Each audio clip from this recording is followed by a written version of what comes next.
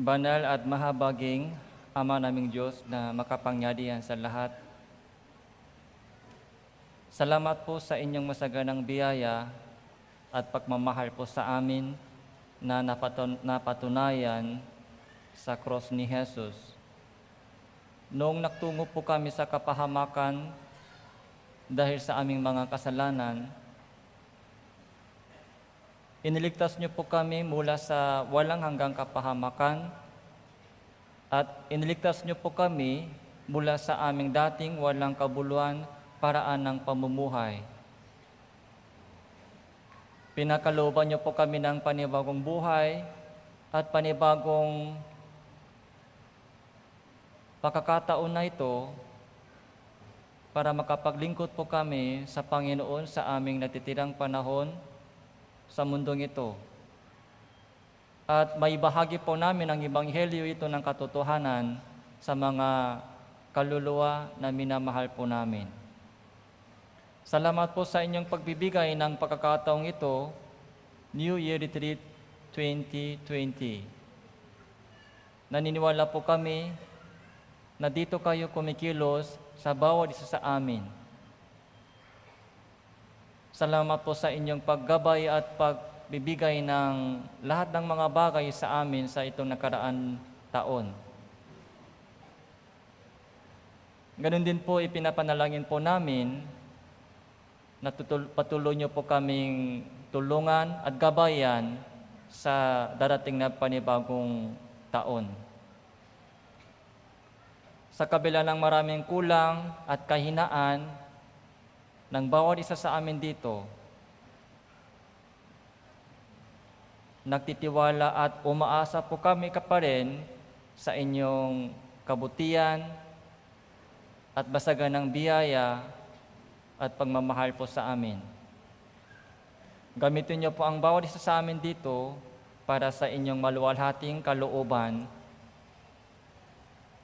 At tulungan niyo po kami at hawakan niyo po ang bawat isa sa amin dito sa pamamagitan ng makapangyarihan kamay ng Diyos.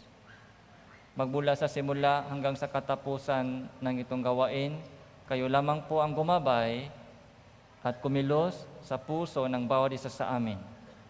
Ito po yung aming panalangin sa pangalan ng Panginoon Hesus Kristo.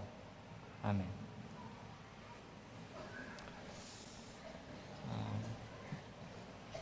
So, buksan po natin ang ating mga Biblia. Awit chapter 48 verse 10.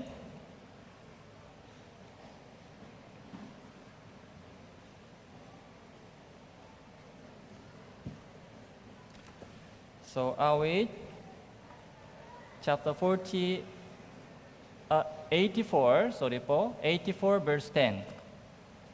Awit chapter 84 verse 10.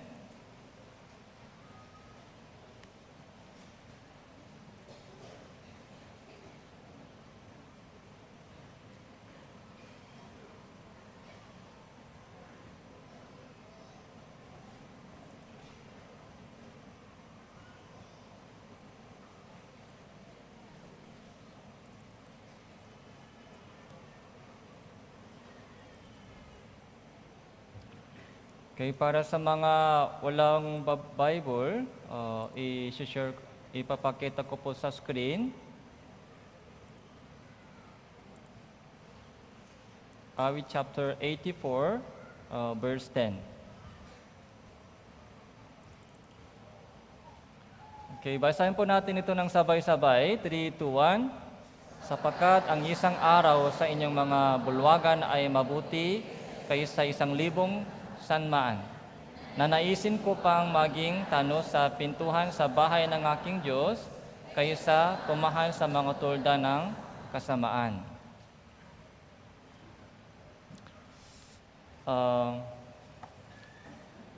Kamusta po ang pag-stay po ninyo dito sa retreat center? Kamusta po yung tulog nyo kagabi? Maingay sa tabi nyo? Kamusta po yung pagkain ninyo kahapon at ngayon araw?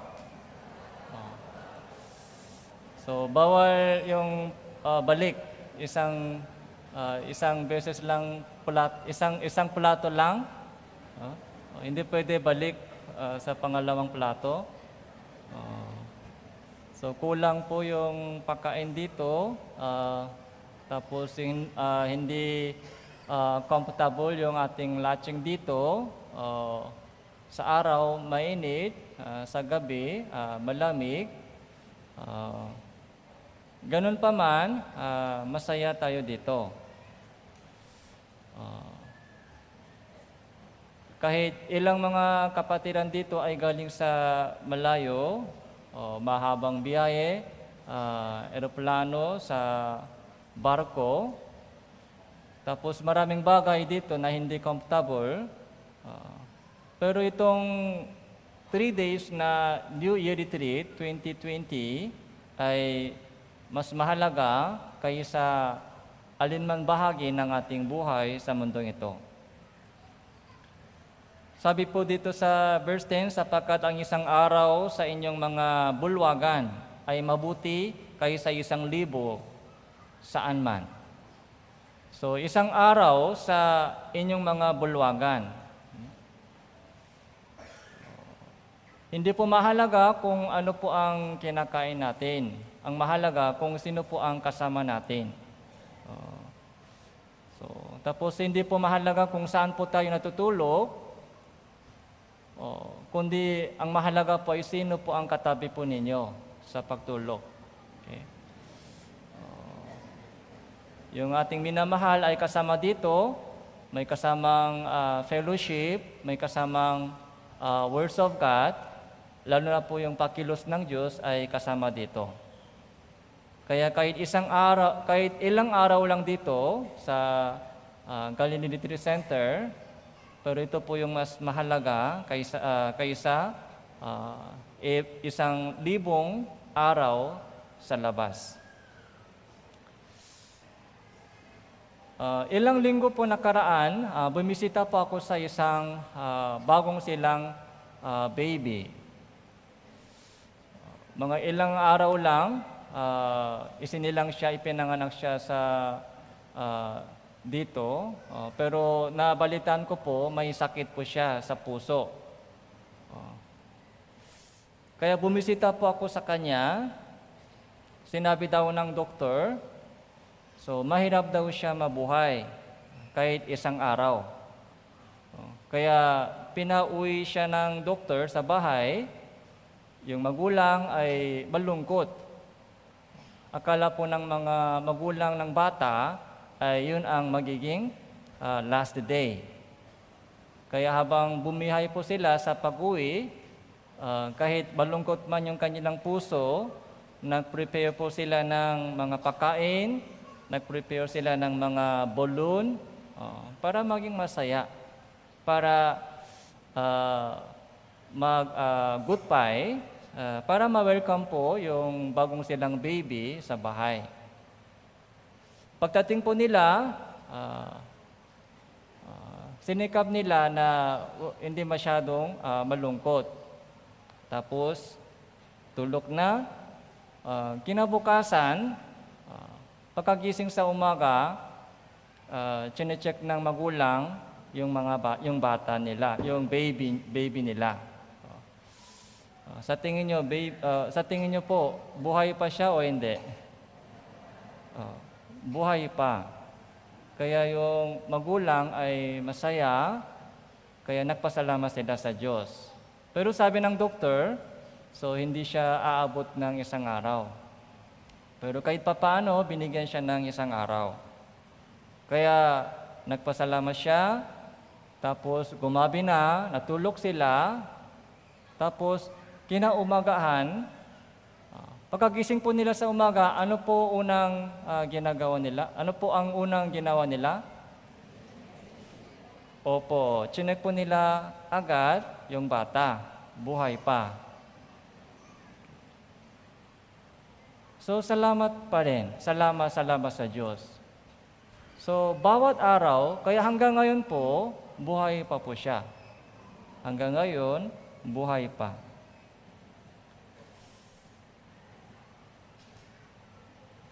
Nagsimula po sila ng isang araw sa pagpapasalamat. Salamat. Yung kanilang prayer sa umaga, salamat sa Diyos sa inyong pagbigay ng isang araw. Bago matulog po sila sa gabi, nagpasalamat sila sa Diyos. Salamat po sa itong buong araw na ibinigay mo sa akin. So, araw-araw ay isang regalo ng Diyos sa batang ito. Kaya yung prayer, panalangin po ng magulang ay time talaga hanggang ngayon. Kaya sa pagkakataon nito, humihingi din po ako ng panalangin sa mga kapatiran dito. Sana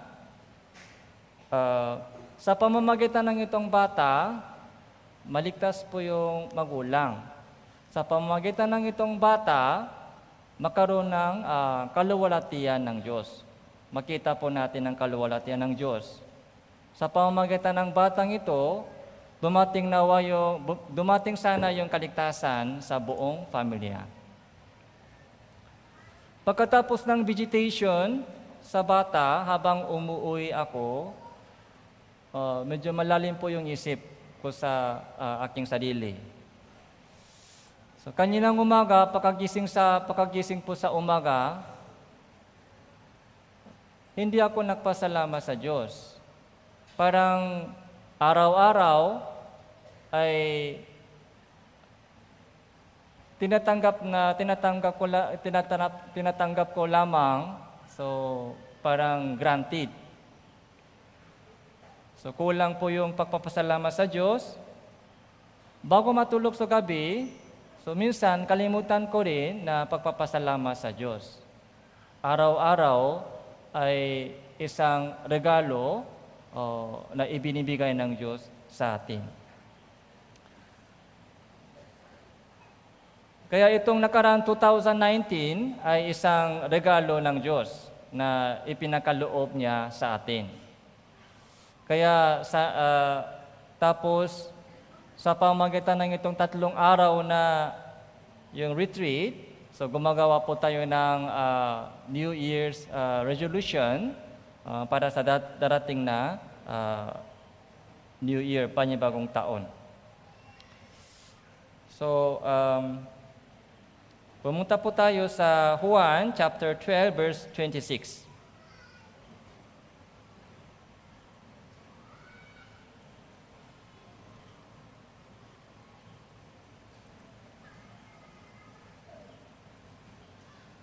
So Juan chapter 12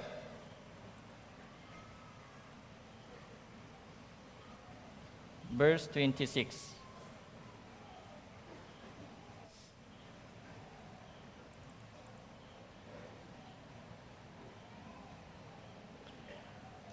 Okay, basahin po natin ito, 3, 2, 1. Kung ang sino man ay maglilingkod sa akin, ay dapat sumunod sa akin. Kung saan ako ay naroroon, naroon din ang lingkod ko. Kung ang sino man ay maglilingkod sa akin, siya ay pararangalan ng Ama.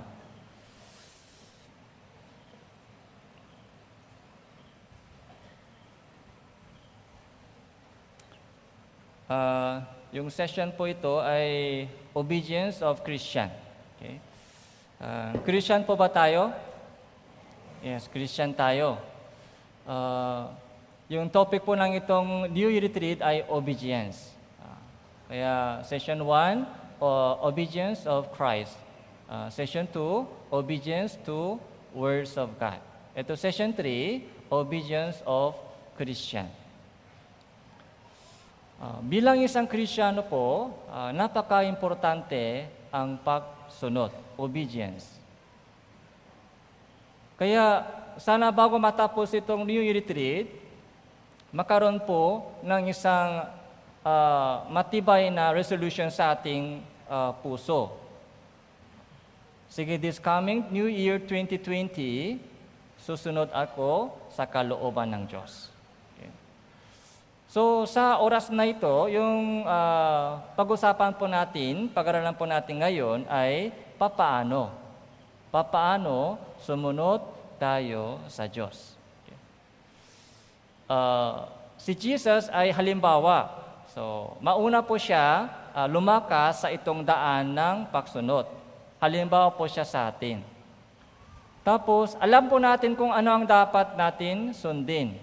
So, words of God. Hindi po yung kalooban ng tao, hindi po yung sariling isip, kundi yung words of God, yun po yung dapat natin sundin. Yung malinaw na po yung target natin. So, yun ang dapat natin sundin, words of God. Yung session po ito ay papaano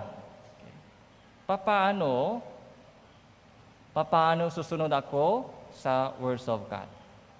So, minsan, alam po natin na dapat sumunod sa words of God. Kaya maraming words of God, alam po natin. Pero minsan, hindi pa sumusunod. May kalaban sa ating puso. May harang sa ating puso. Kahit gusto kong sumunod sa words of God, kahit gusto kong sumunod sa kalooban ng Diyos, pero minsan, hindi pa sumusunod sa words of God. May dahilan. May hadlang sa ating puso. Kaya sa oras na ito, pag-isipan po natin kung paano magiging masunurin Kristiyano. So, una sa lahat, sabihin po natin yung lingkod, disciple. Okay. Verse 26, kung ang sino man ay maglilingkod sa akin, ay dapat sumunod sa akin. Kung saan man ako naroroon, ay naroroon din ang lingkod ko. Yung serving. Serving.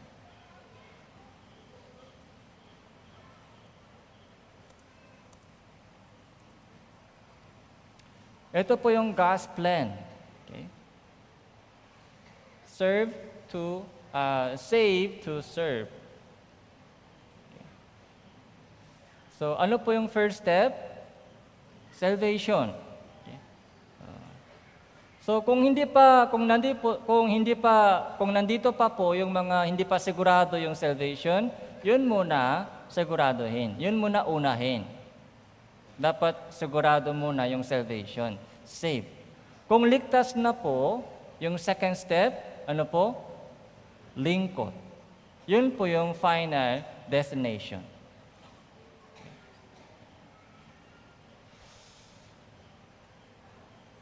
So maraming tao po, yung focus po nila ay salvation ng salvation. Salvation.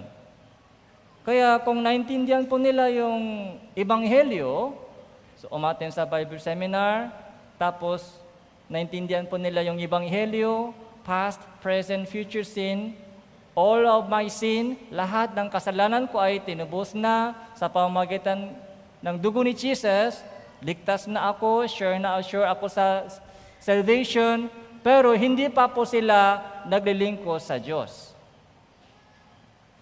Masaya lang, o sabi lang sa testimony, ligtas daw, pero hindi pa sila naglilingkod sa Diyos. Kalahati lang.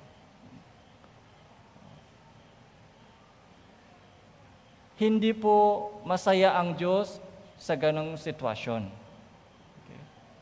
Isang tao ipinanganak na. Okay?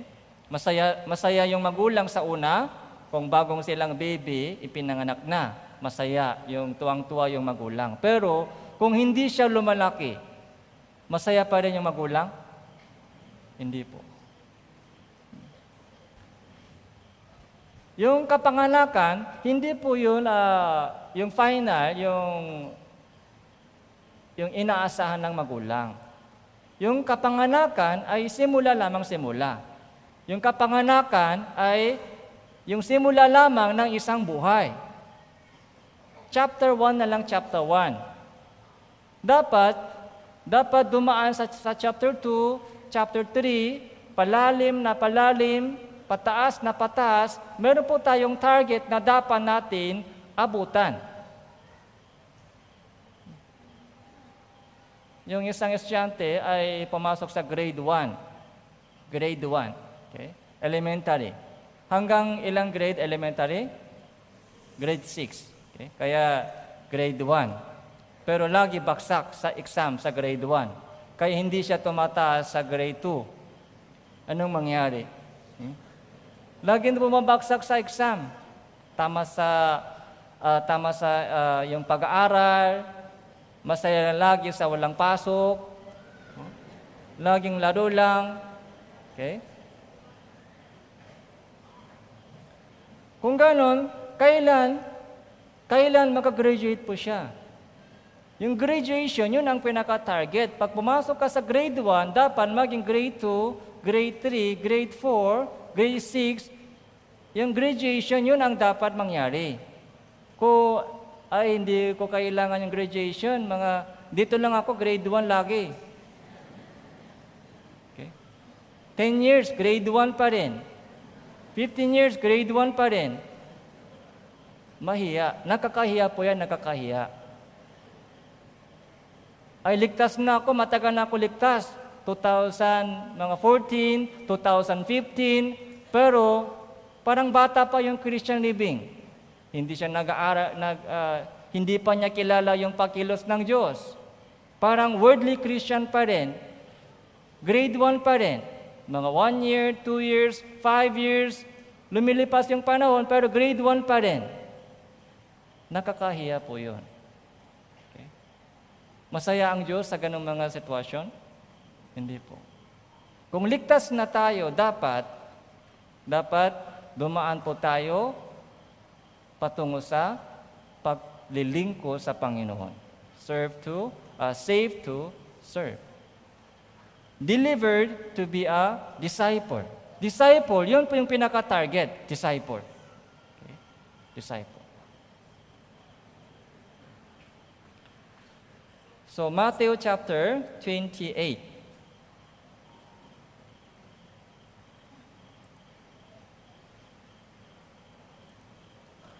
So, Matthew chapter 28, verse 19.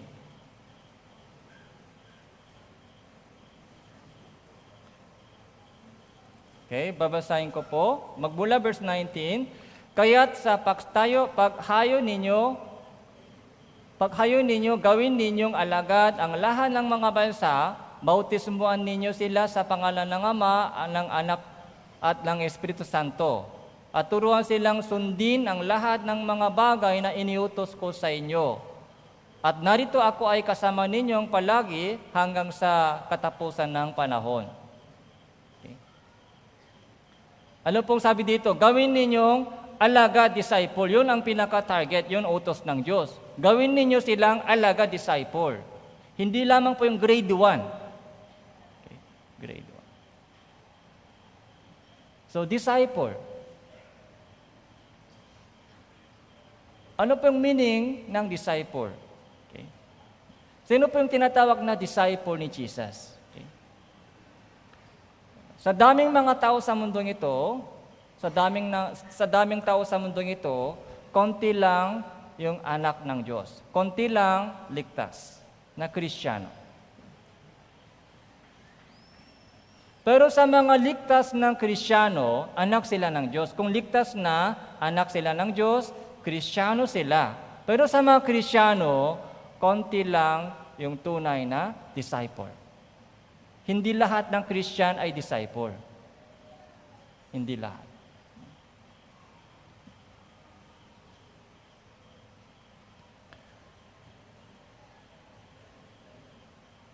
Tingnan po natin sa Bible kung anong ibig sabihin ng...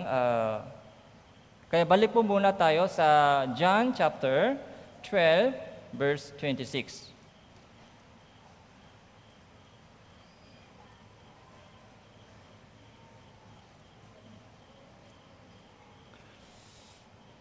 Kung ang sino man ay maglilingkod sa akin ay dapat sumunod sa akin.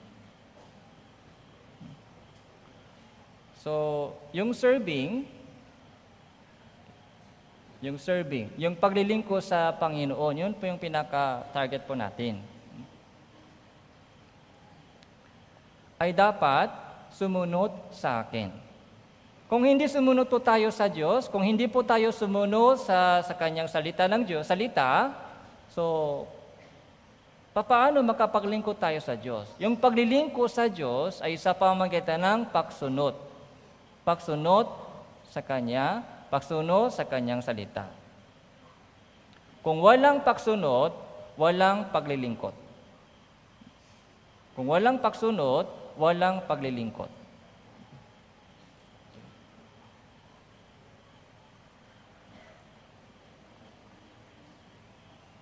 Kung saan ako naroon din ang lingkod ko. Saan man ako, doon din yung lingkod ko. Kung ang sino man ay maglilingkod sa akin, siya ay pararangalan ang Ama. May tanong po ako sa iyo. Pagdating po natin sa langit, sa heaven, ano po yung gagawin po natin sa heaven? Sa heaven, ano po yung gagawin po natin? So, wala nang Facebook sa langit. Wala lang YouTube. So, wala na po yung games. League of Legends, wala na. Wala nang Christmas, wala nang party. Wala nang trabaho. Wala nang study. Walang pasok sa langit. Anong gagawin po natin sa langit? Serving God. Serving God. Praising God, serving the Lord. Katulad po natin ginagawa ngayon. Okay? So, kagabi nakita ko po yung mga general fellowship, yung mga kapatiran, umawit po sila sa Panginoon, puro yung pangalan ng Panginoon. Okay? Yung praising and serving the Lord. Yun po yung gagawin po natin sa langit. Pero yung serving the Lord, yung paglilingkod sa Panginoon, hindi lamang po mangyari sa langit. Dapat magsimula po dito sa mundo. Mula nung araw na ligtas na po tayo, dapat matuto po tayong maglingkod sa Diyos onti-onti. Okay. Kung ligtas na po isang tao, dapat matuto po siyang maglingkod sa Panginoon. Yun po yung gagawin po natin sa langit magpakailanman. Pagdating sa langit, baka sasabihin natin, ay hindi ako marunong maglingkod. Kasi wala pang experience sa mundo na makapaglingkod sa Diyos. Puro yung ako lang pinaglilingkuran, ako lang yung gusto kong gawin, ginagawa ko. Yung ayaw kong gawin, ay hindi ko gagawin. Yung pangarap ko, puro ako yung mga pinag-isipan ko sa buhay. Kaya hindi ako marunong maglingkod. Paano maglingkod ako sa Diyos? Sa mga bagay, sa mga salibutan, so marunong ako sa mga bagay-bagay sa mundong ito, pero paano sumunod sa Diyos? Paano makapaglingkod ako sa Diyos?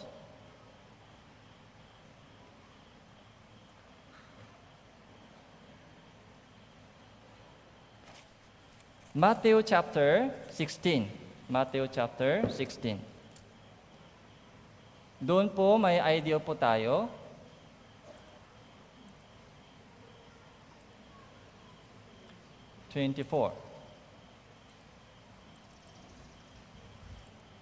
Matthew chapter 16, verse 24.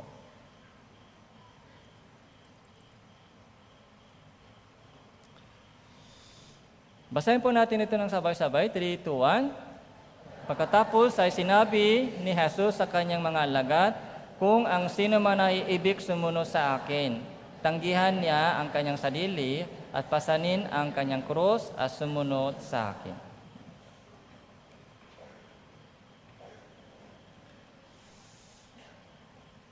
Okay, sabi dito,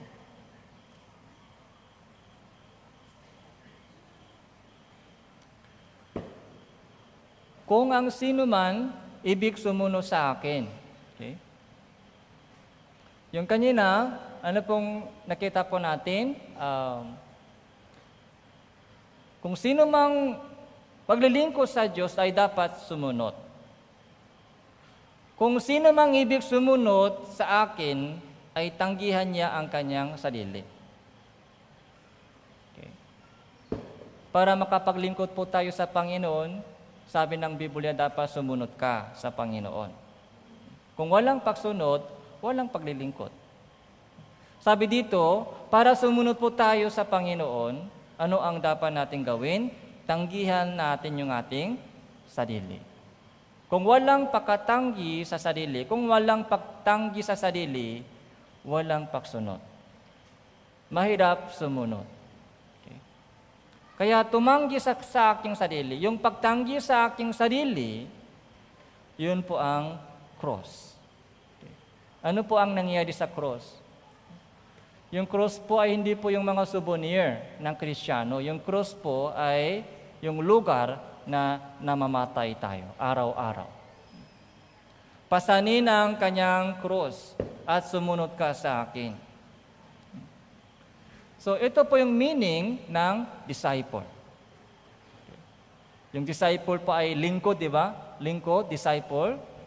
Sa English medyo mahirap, pero sa Tagalog mas madali, lingkod. Okay. Lingkod tayo ng Diyos. Dapat marunong maglingkod po tayo sa Panginoon. Dapat sumunod sa Panginoon. Para sumunod po tayo sa Panginoon, ito ang dapat mangyari. Tanggihan natin yung ating sarili. At pasanin ang kanyang cross. Sino pang namatay sa cross? So, tama po. Alam natin si Jesus namatay sa cross. Pero dito, kaninong cross daw? Kanino? Yung kanyang cross. Kaninong cross po ito? Ito po yung cross ni Jesus? Hindi po ito cross ni Jesus. Ito po ay cross ng bawat isa sa atin dito. Okay. Maraming tao po, maraming Kristiyano na nakakaalam, ay cross ay para kay Jesus lang.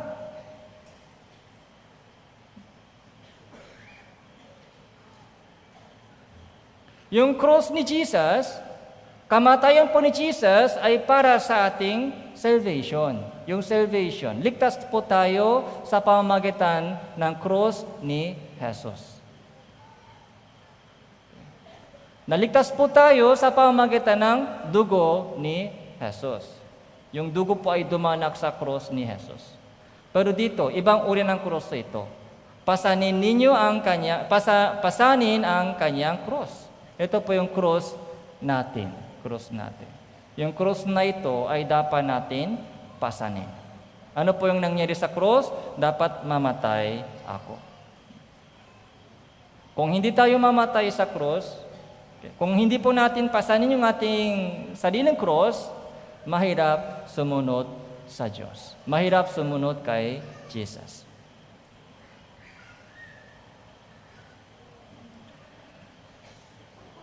Kaya ipapakila ko po sa inyo yung dalawang yung halimbawa sa Bible, dalawang tao. Sa buong buhay po nila ay sumunod sila sa Diyos. Okay? Kaya madali po natin makikita kung paano sumunod sa Diyos sa pamamagitan ng kanilang buhay. Kaya ipapakila ko po sa iyo dalawang tao. Si David, tapos si Abraham. Okay? Si David, si Abraham.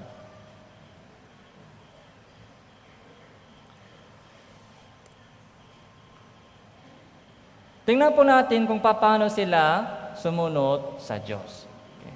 Tingnan po natin. Si David muna. Okay? David's obedience.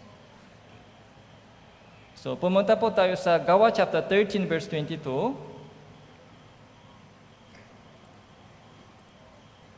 Acts chapter 13, verse 22. Kung may Bible po kayo, tingnan nyo po sa sariling Bible. Kung walang Bible,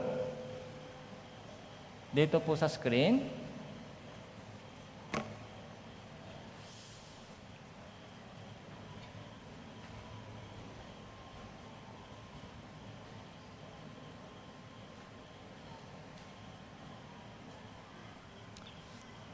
So, para alisin po natin yung antok, basahin po natin ng sabay-sabay. 3, 2, 1. Nang siya alisin niya, si David ay ginawang hari nila. Sa kanyang patuto ay sinabi niya tungkol sa kanya. Natakbuhan ko si David na anak ni Jesse na isang lalaking kaluluktan ng aking puso, gagawa ng buong kalooban ko.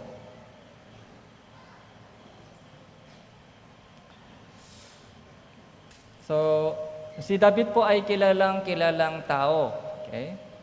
Sa Lumang Tipan. Minsan, natisot po siya, pero bumangon siya. So, katulad po natin, meron din po siyang kahinaan sa harap ng Diyos. Pero yung puso po niya ay napakahalaga. So, maraming bagay na dapat natin matutunan sa buhay po ni David.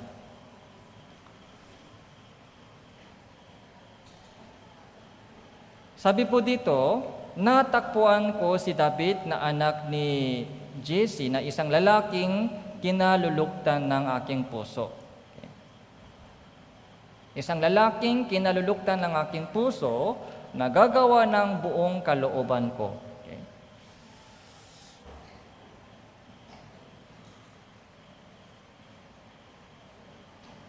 So, sa itong dalawang question, ano ang what will you do?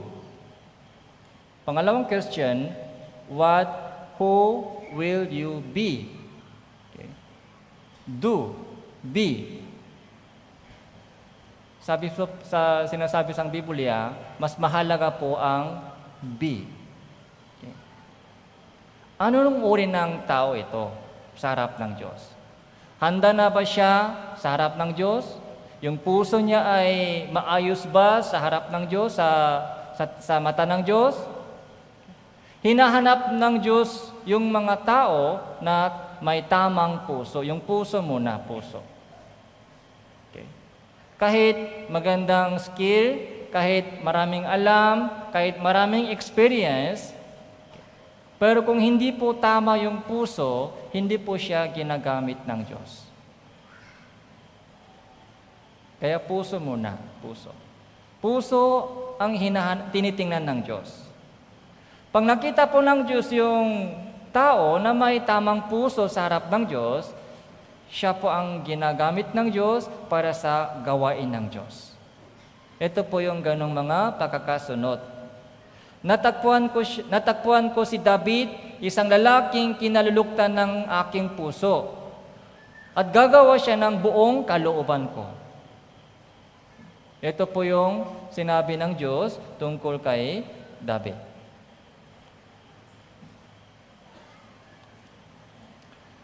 Isa pa, verse 36. Isa pang verses, verse 36.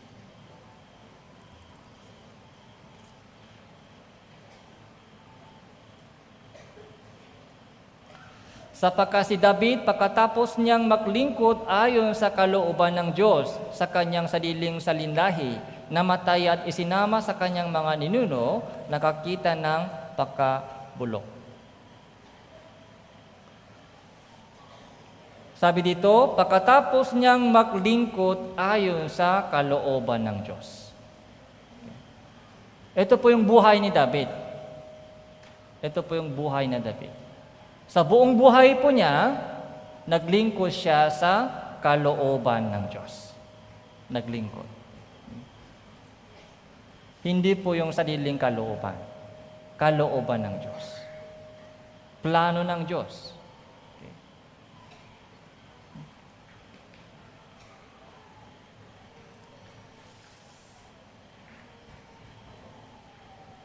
So, yung kanyang paglilingkod sa Panginoon ay nagsisimula po sa paghahanap ng kalooban ng Diyos.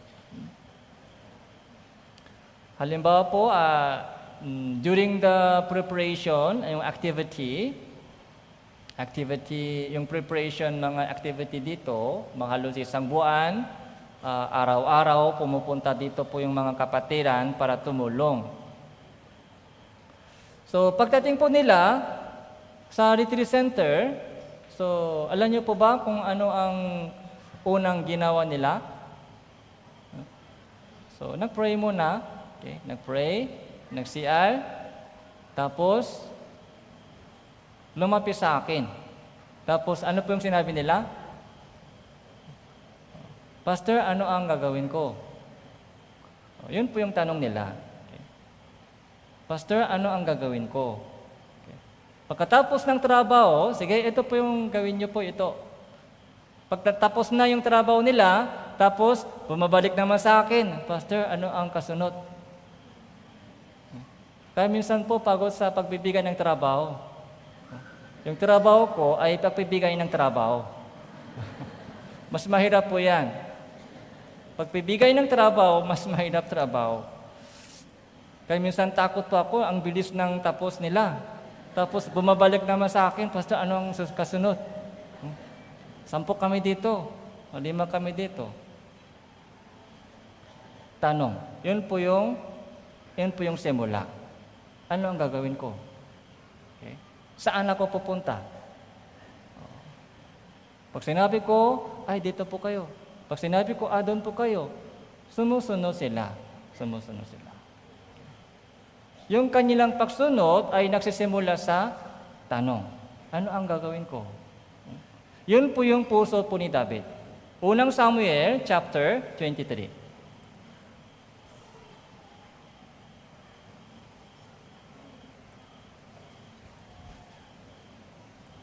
Verse 2. Unang Samuel, chapter 23, verse 2. Kaya sumangguni si David sa Panginoon na nagsasabi, lalakad pa ako o aking sasalakayin ang mga Palesteong ito? At sinabi ng Panginoon kay David, lumakat ka at inyong salakayin ang mga Palesteo at iligtas mo ang Keila. Sumangguni si David sa Panginoon. Sumangguni. Ano po yung difference, ano po yung pagkakaiba ng sumangguni at nagtanong? May different meaning. Yung ordinaryong tanong, mga gusto ko lang malaman. Pero yung sumangguni, humihingi ng advice. Ano ang mas maganda? Ano ang mas tama? Okay? Sumangguni si David sa Panginoon. Verse 4. Kaya sumangguning muli si David si Panginoon, sinabi ng Panginoon sa kanya, sumangguning muli, again.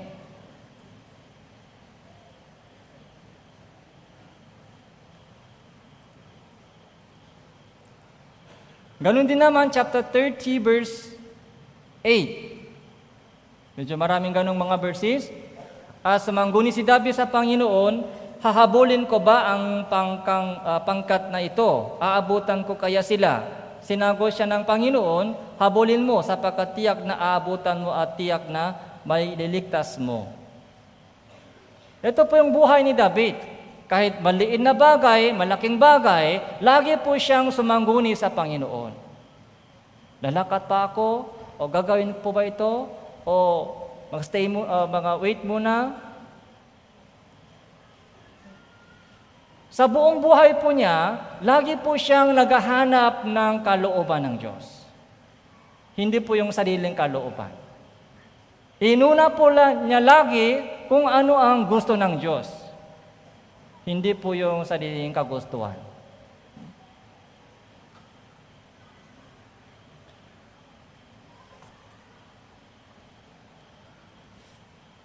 Pero sa pagpili ng menu, so okay lang, kayo ang bahala. Yung sinigang o yung bulalo, hindi kailangan sumangguni sa Diyos. Anong kakainin ko, Panginoon? Sinigang o babo o bulalo? Hindi kailangan sumangguni sa ganong mga bagay.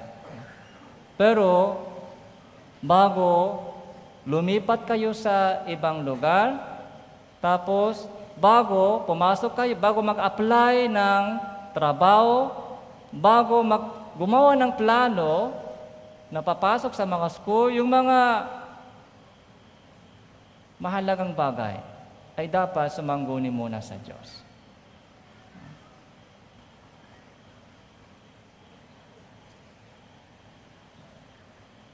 Paano? Prayer, tapos yung counseling sa mga pastors, sa mga brothers, sisters na maunang naligtas at naglilid sa'yo, sila po ang dapat sumangguni. Okay. Yung sangguni na natin.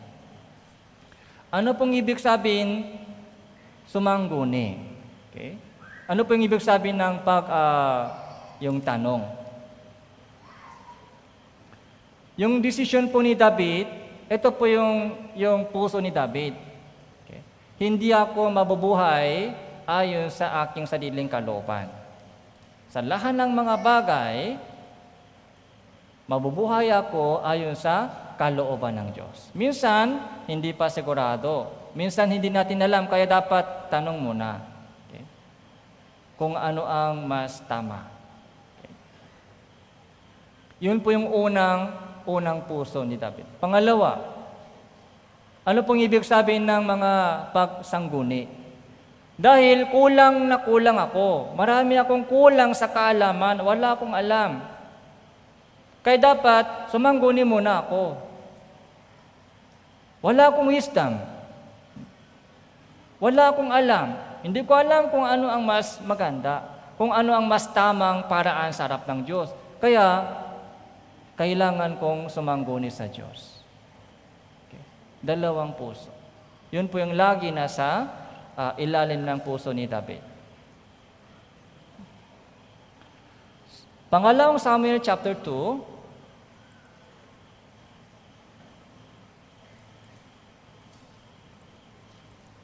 Pangalawang Samuel chapter 2 verse 1. Pagkatapos nito, sumangguni si David sa Panginoon, pupunta ba ako sa alinman sa mga lungsod na Huda? Sinabi ng Panginoon sa kanya, pumunta ka. At sinabi ni David, saan ako pupunta? At kanyang sinabi sa Hebreon. Puro tanong lang, di ba? Baka pagod ang Diyos sa kanya. Bakit daming tanong? Kayang bahala. Ito po yung buhay ni David. Pupunta po ba ako sa alinman sa mga lungsod na Juda? Dahil dito po, yung dati pong yung tira ay Sigla. Hindi po yan yung kalooban. Kaya sabi ng Diyos, pumunta ka sa Hebreon. Doon po siya ay ginawang hari. Okay? Sa Hebreon. Pupunta ba ako? Sige, pumunta. Saan ako pupunta? Sa Hebron. Kahit konting pakilos, hindi po siya basta-basta. Lagi po siyang sumangguni sa Panginoon.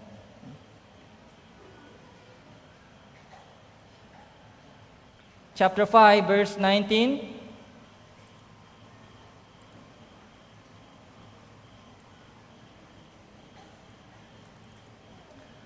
Sumangguni si David sa Panginoon, ahaon ba ako laban sa mga Palesteo? Ibibigay mo ba sila sa aking kamay? Sinabi ng Panginoon kay David, umahon ka.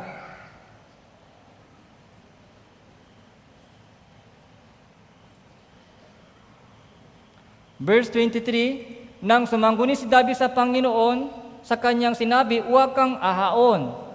Sometimes, sabi ng Diyos, umahon ka. Sometimes, huwag. May timing. Maghintay ka muna.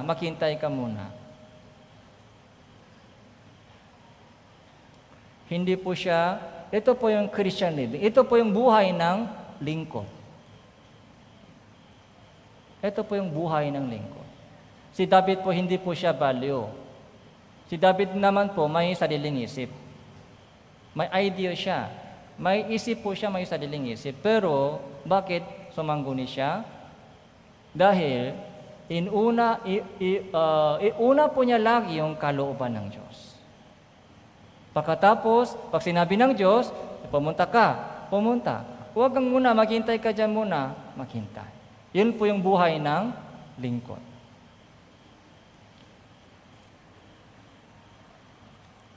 Nagtiwala po siya lagi sa Panginoon. Sa lahat ng mga lakad niya, kinikilala niya ang Panginoon. Kinikilala. Ito po yung prayer. Ito po yung panalangin.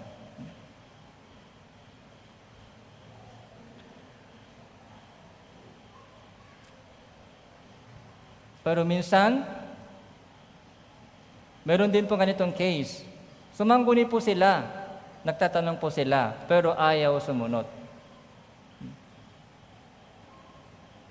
Unang Hari, chapter 22.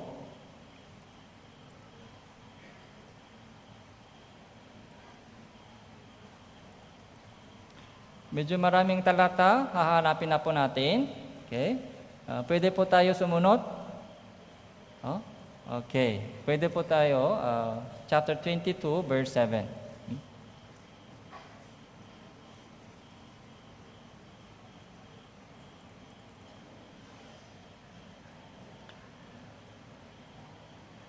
Uni sinabi ni Jehoshaphat, wala ba dito ibang propeta ng Panginoon upang makasangguni tayo sa kanya? Sinabi ng hari ng Israel kay Jehoshaphat. Si Jehoshaphat po ay hari ng Juda.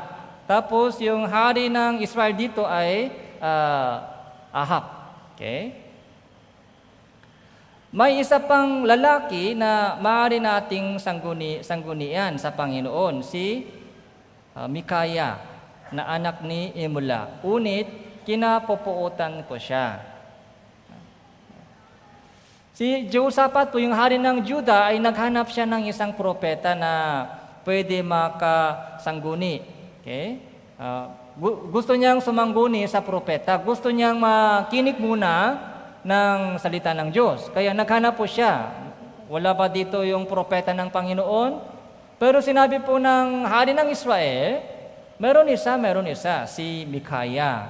Pero ayaw ko sa kanya. Kinapupuutan ko siya. Sapagkat, basahin po natin, 3, 2, 1. Sapagkat hindi siya, dito po, sorry po. Okay. Dito po. Basahin po natin, 3, 2, 1. Sapagkat hindi siya nagpahayag ng mabuti tungkol sa akin, kundi kasamaan lang.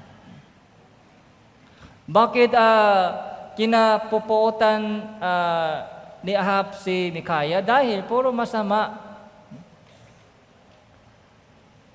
Pag nagtanong siya sa Mikaya, ay pwede kong gawin ito? Ay sabi niya, aywak. Maghintay ka. Hindi dapat mong gawin yan. Puro mga bawal. Tapos, yung kanyang sinasabi sa akin ay hindi maganda, hindi mabuti, puro masama lang. Kaya ayaw ko makinig ng kanyang yung sinasabi.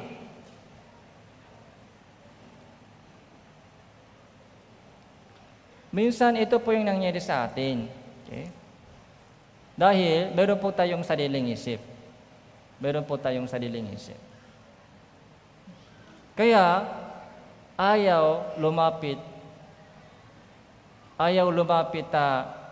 sa propeta. Ayaw lumapit sa Bible. Ayaw lumapit sa mga tao na nakakaalam ng words of God. Baka, inisip po natin, baka hindi siya pumayag. Baka hindi ako payagan ng Bible. Ito yung gusto kong mangyari. Ito yung plano ko. Ito yung gagawin ko. Okay? Ito yung gusto ko sana mangyari. May sariling plano, may sariling isip, baka hindi ito papayagan ng Bible. Kaya ayaw nila lumapit sa Bible. Parang yung hari ng Israel. Meron din po ibang case. Pumupunta po sila, lumalapit po sila sa mga taong sa libutan na humihingi ng advice. 2 King, pangalawang hari, chapter 1. Verse 2.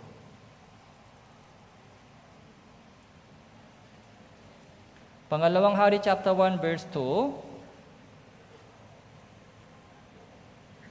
Si Ahasias ay nahulog sa salasalan ng kanyang silid sa itaas sa Samaria at nakasakit.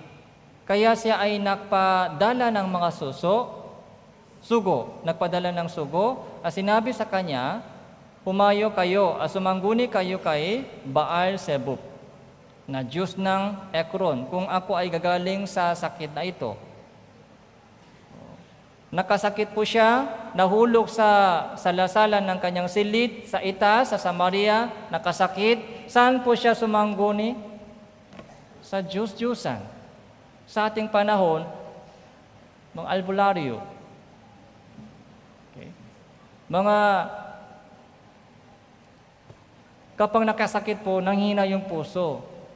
Kaya pag narinig po nila yung mga balita, ay may gumaling daw sa kanya. May gumaling daw sa kanya, kahit malayo, dinadala po nila yung mga pamilya. Kaya, nagalit po si Elias. Verse 3. Uni sinabi ng anghel ng Panginoon kay Elias na, "Tisbita, bumangon ka, umahon ka, upang salubungin ang mga sugo ng hari ng Samaria, at sabihin mo sa kanila, dahil ba sa walang Diyos sa Israel, kaya kayo ay nagsisihayo upang sumangguni kay Baal Zebub na Diyos ng Ekron?" Ano po yung tanong ng Diyos? Okay. Parang ganito po, okay. Meron po akong dalawang anak. Okay. Okay. Ako ang bahala sa lahat ng pangailangan po nila. Okay. Kung may problema, lumalapit sila sa akin. Tapos kung kailangan yung mga allowance, humihingi po sila sa akin. Okay. Tay, kailangan ko yung pera, pangbili ng mga project, mga school supply, mga uniform. Ako ang bahala, yung tuition fee. Pero minsan, yung kunwari po, nakita ko yung anak kong dalawa ay humihingi ng pera sa kapitbahay, anong sasabihin ko? Humingi sila ng pera sa tatay ng kapitbahay. Masaya pa ako, ganon? Masaya pa ako sa ganong mga sitwasyon? Hindi. Magagalit pa ako sa kanya. Sasabihin ko sa kanila, wala ba kayong anak at tatay? Bakit lumalapit kayo sa kapitbahay na humihingi ng pera? Wala ba kayong tatay? Buhay pa ako. Akala mo patay na yung tatay? Bakit humingi ka ng tulong ng kapitbahay parang wala kang tatay? Parang ganito pong sitwasyon. Galit na galit ang Diyos dito. Bakit ka sumangguni sa Diyos-Diyusan? Wala ng Diyos sa'yo? May Diyos. May Bible tayo. Tapos, nakita po natin yung pagkilos ng Diyos sa church natin. Pagkilos ng Diyos. Paano natin masabi na kumikilos ang Diyos dito sa church natin? Ligtas na ako dito. Lumalago yung pananampalataya ko dito. Yun po ang evidence ng pagkilos ng Diyos. Kung hindi po niyo nakikita yung salvation dito, kung hindi po kayo lumalago sa inyong pananampalataya dito, pwede po kayong umalis. Pero kung dito po kayo ligtas, kung dito po kayo lumalago sa pananampalataya, ano po yung ibig sabihin? Kumikilos ang Diyos dito. Kung gano'n, saan po dapat sumangguni? Dito, sa words of God.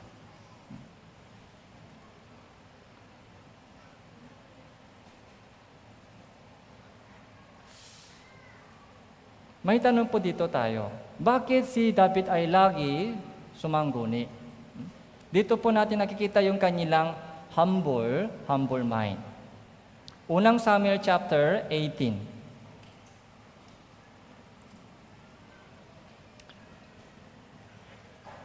Unang Samuel chapter 18.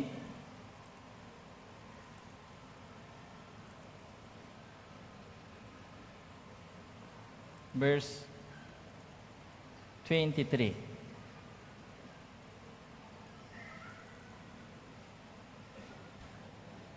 Babasahin ko po ito. Kaya sinabi ng mga lingkod ni Saul ang mga salitang iyon sa panindik ni David. Sinabi ni David, akala ba ninyo na maliit na bagay ang maging manugang ng hari? Gayon ako ay isang taong dukha at walang karangalan. Sinabi ni David tungkol sa kanyang sarili, ako ay isang taong dukha at walang karangalan. Hindi ako karapat-dapat sa ganong mga posisyon. Hindi ako karapat-dapat sa ganong mga posisyon. Okay. Nalaman po ni David ay hindi po siya karapat-dapat sa karangalan. Okay. Humble po siya, humble. Napaka-humble po yung puso ni David.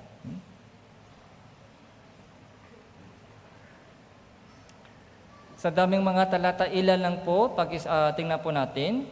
2 Samuel chapter 7.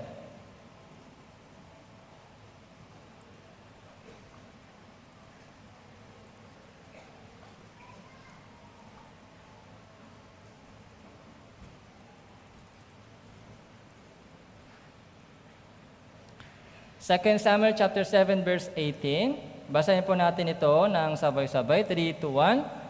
Nang makagayaway pumasok si Haring David ay umupo sa harap ng Panginoon at kanyang sinabi, sino ako o Panginoong Diyos? Ano ang aking sambahayan na ako'y iyong dinala sa ganitong kalayo? Okay. Sino ako? Okay. Anong ibig sabihin, sino ako? Hindi ako karapat-dapat. Hindi ako nararapat dito. Sino ako? Isang hamak na tao ako. Okay. Isang dukhang tao ako. Wala akong karangalan. Hindi ako karapat-dapat sa ganitong sa ganitong biyaya ng Diyos. Okay. Marami akong kulang. Hindi ako nararapat sa ganitong masaganang biyaya ng Diyos. Sino ako?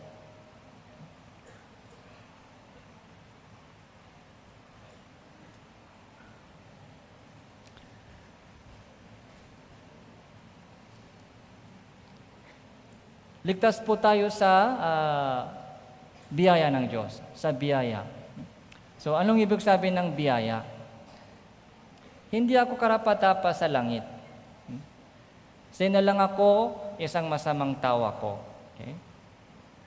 Pero sa ating panahon, maraming mga maling pagtuturo tungkol sa salvation. Dapat gumawa ka ng mabuti dapat maging mabuti ka para makapunta sa langit. Maraming mga ginawa po nilang conditional yung salvation. Yung salvation ay unconditional grace, yung biyaya ng Diyos. Bakit unconditional? Dahil hindi natin kayang sundin yung words of God, so wala po tayong magagawa. Okay. Isang masamang makasalanan lang tayo noon.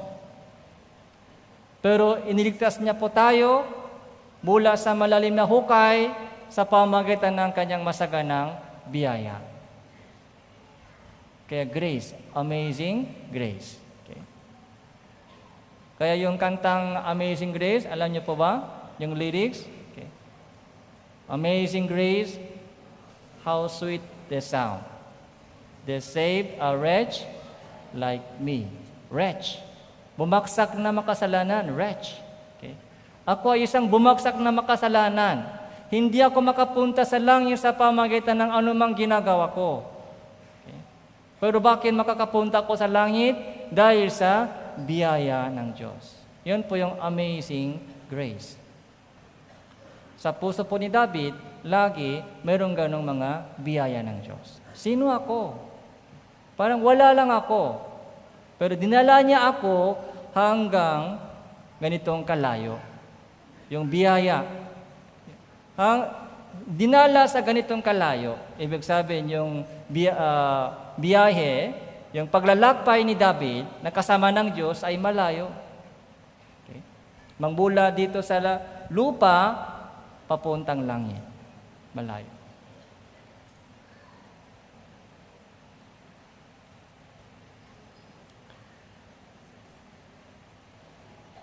Pero minsan, yung ating puso ay tumataas. Nakalimutan po natin yung ating dating unang posisyon. Okay? Habang dumadami yung kaalaman, habang dumadami yung karunungan, ay marunong na ako, may alam na ako, sanay na ako sa ganitong sistema. Sa una, time talaga yung prayer. Maraming kulang.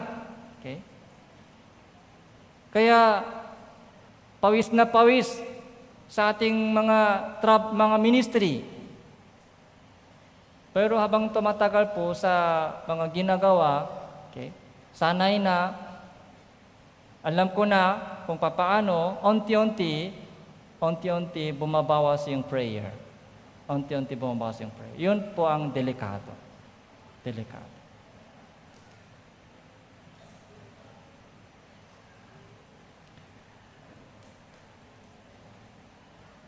Isa pang verse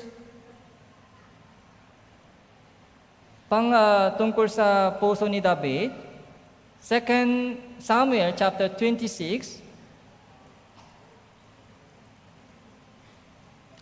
Chapter 26, 2 Samuel chapter 26.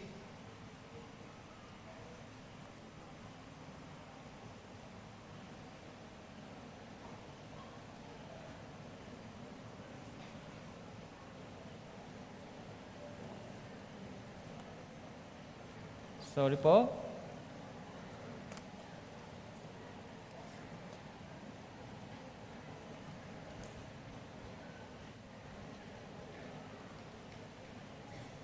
Unang Samuel, chapter 26.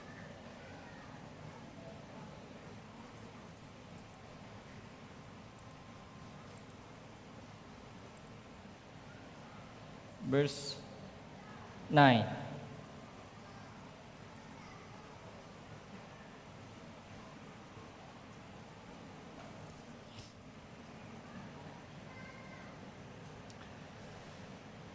So, yung storya po ito ay ganito. Nung binuhusan si David ng langis para maging hari, yung Saul po ay nainggit sa kanya. Nainggit dahil sa sobrang inggit po ni Saul, so gusto ni Saul patayin si David. Kaya si David po ay tumakas, tapos si Saul ay humahabol. Pero dumating po yung isang pagkakataon na pwede na patain si Saul sa pamamagitan ng kamay ni Abisai. Verse 9. Ito po yung nangyari sa yung ilang, sa yung Sib. Verse 9. Uni sinabi ni David kay Abisai, huwag mo siyang patain, sapagkat sinong maglalapat ng kanyang kamay na hindi makakasala laban sa binuhusan ng langis ng Panginoon. Verse 10. Ito po yung basahin po natin, 3, 2, 1. Sanabi ng David, buhay ang Panginoon. Ang Panginoon ang papatay sa kanya o darating ang kanyang araw upang mamatay o siya ay lulusong sa labanan at mapapahamak. Okay. May chance na, malapit na si Saul, tulog na siya, tulog. Madali po siyang patain. Isang saksak lang, madali lang. Pero sabi ni David, huwag. Okay. Huwag mo siyang patain. Malaking kasalanan yan. Malaking kasalanan. Ang Panginoon ay nagbuhos ng langis sa kanya. Okay. Yung karapatan ay sa Diyos. Okay. Ang Panginoon ay nagbuhos ng langis sa kanya Kaya siya ang bahala, ang Diyos ang bahala sa kanya. Buhay ang Panginoon ay ipapatay sa kanya o darating ang kanyang araw upang mamatay.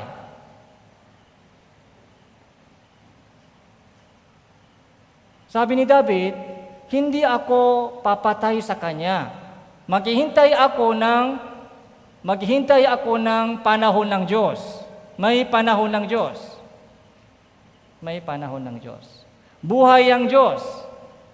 Kahit yung mga problema na nangyari sa akin, minsan, hindi karapat-dapat sa akin, unfair, grabe yung kanilang ginagawa sa akin, grabe yung kanilang sinasabi sa akin, pero buhay ang Diyos.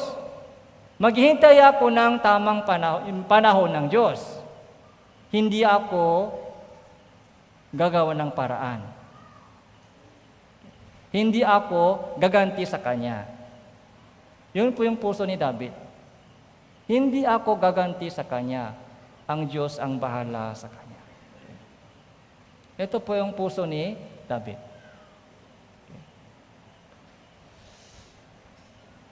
Pero, kaya medyo malayo po yung puso ni David sa atin.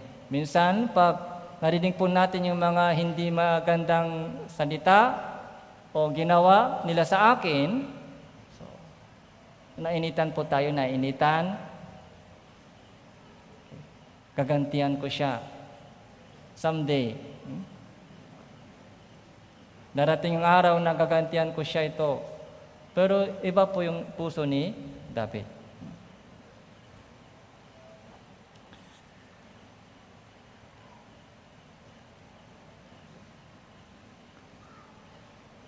Kapag masaya si David, so umawit po siya sa Diyos. Kapag pag malungkot po siya, dumaing po siya sa Panginoon. Pagdating sa mga pagturusa, umaasa at lumalapit siya agad sa Panginoon muna. Kahit malaki man o maliit, pagdating sa mga pagsubok, sa Diyos agad tumatakbo siya, sa Diyos. Sa Diyos po siya agad umaasa at lumalapit. Okay. Pabuksan niyong bibig, ay Panginoon. Kahit anumang nangyayari, iniisip po niya, ito ay hinahayaan ng Diyos. Kaya puro Panginoon, Panginoon, Panginoon.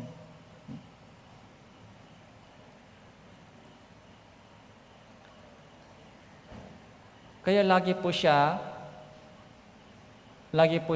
sumangguni, tapos pag may sinabi ng Diyos sa kanya, agad sumunod, agad. Okay? Hindi po niya sinabi, ay mamaya. Pag maluk na yung sitwasyon, agad. Hindi po niya dinagdag yung kanyang sariling isip, walang bawas, walang dagdag. Ano mang sinabi ng Diyos sa kanya, yun ang ginawa niya, yun ang tinupad niya. Walang dagdag, walang bawas. Hindi po niya dinagdag yung mga magic sarap. Ay, parang ito, mas masarap ito. Hindi po niya dinagdag yung mga sariling ingredient. Okay? Yung recipe ng Diyos lang, recipe, galing sa Diyos.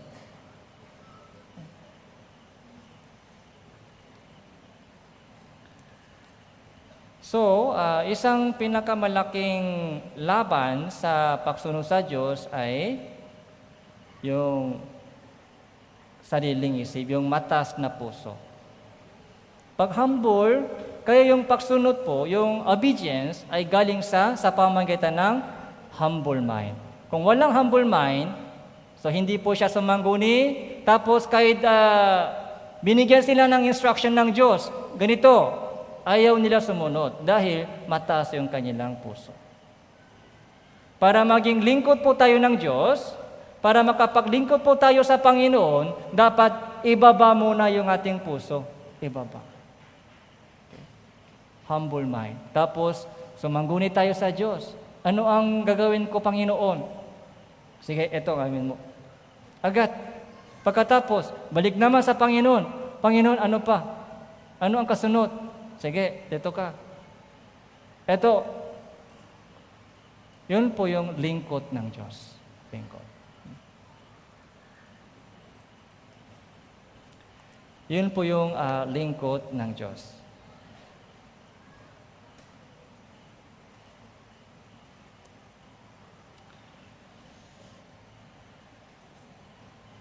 Isang magandang picture, gusto kong ipakita sa iyo. Sa tingin niyo, magandang picture ito, pangit picture. Hindi po sila bulaklak. Yung matsilyo. Pero sa mata ko, ito yung magandang picture. Mas maganda kaysa bulaklak. Dahil ito po yung ginamit sa paggawa ng mga paleta. Kung wala sila, mahirap matulog kayo ngayon.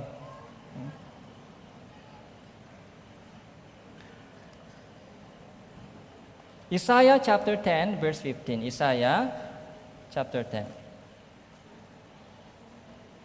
Pagdating sa salitang obedience, sana isipin po natin itong matsilyo. Okay?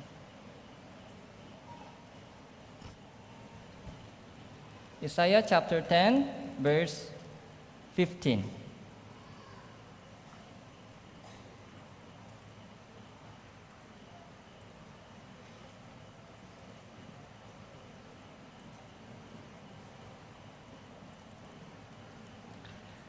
Okay, basahin po natin ito ng sabay-sabay. 3, 2, 1. Magmamapuri ba ang palakol laban sa gumagamit nyon? O magpamamalaki ba ang lagari laban sa humahawak nyon? Na parang dapat itaas ng pamalo ang nagtataas nyon? Na parang dapat itaas ng tungkod siya na hindi kahoy? Palakol o lagari, pamalo o tungkod. Pumili kayo, ano ang gusto nyo sa mga apat na ito? Ako ay lagari. O ako ay palakol. Ako ay matsilyo. Pako lang ako, isang maliit na pako. Trapal lang ako. Cutter lang ako. Lubid lang ako, isang maliit na lubid. Kahit iba-iba yung position, lahat po sila ay ginamit. Ginamit ng Diyos. Ang Diyos ang gumamit. Ang Diyos ang gumamit, tayo po ay isang instrumento lamang. Instrumento. Mamamapuri ba ang palakol laban sa gumagamit nyon? Hindi pwede. Kung walang humahawak sa kanila, tingnan po natin itong picture. Kung walang humahawak sa kanila sa bodega, hindi po sila magagamit. Dapat may humawak sa kanila. Dapat may humawak sa kanila. Kung walang humawak, pero sa daming mga matselyo, halimbawa, sa daming mga matselyo, ano po ang pipiliin ninyo? Maputol o maayos? Maayos na tools ay hinahanap natin. Yung maayos na tools. Kapag sira, hindi po siya gagamitin. Tools lang tayo, tools lang. Kailangan po natin ayusin yung ating sarili, kailangan po natin linisin yung ating sarili para magamit po tayo ng Diyos. Okay. Pag maraming tao po dito, so, minsan, maraming mga glove. So, binibili po namin para sa mga trabaho dito. Mga 100, mga 50 pieces, mga 60, 70 gloves. Meron din po yung mga dating lumang gloves. May bagong gloves. Pag hinahalo po natin, alam niyo po ba kung ano ang pinipick up nila lagi? Bago lang lagi.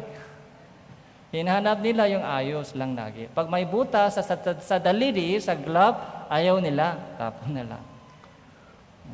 Pag punit, ayaw nila gamitin. Yung maayos. First. Tayo ba maayos sa harap ng Diyos? Bilang yung isang instrumento? So yun lang kailangan po natin gawin. Pero kung gagamitin po tayo o hindi ay depende sa gumagamit. Depende sa gumagamit. Kung gagamit siya sa akin, gagamitin tayo. Kung ayaw niya gamitin tayo, so sa bodega lang sa bodega. Maraming alikabok.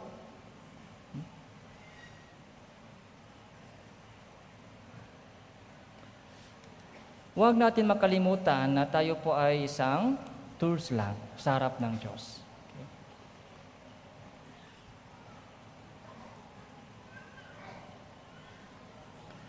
Pangalawang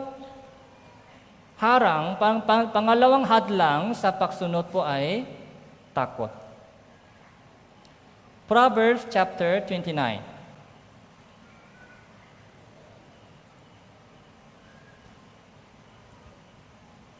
So Proverbs chapter 29, verse 25.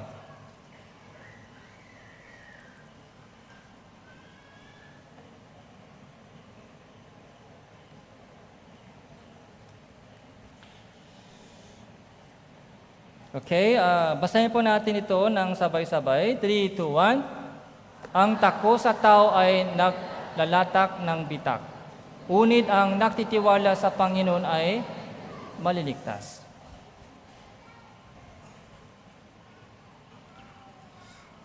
Takot sa tao ay naglalatak ng bitak, unit ang nagtitiwala sa Panginoon. Nagtitiwala sa Panginoon, yun po yung tinatawag na faith, pananampalataya. Yung pagtitiwala.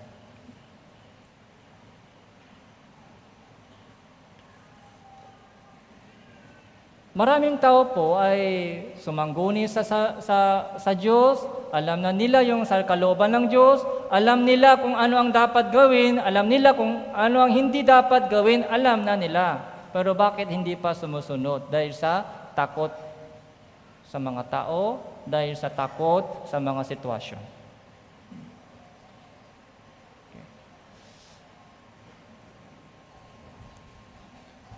Kaya ang takot sa tao kaya isipin po natin kung ano ba ang kinakatakutan ko.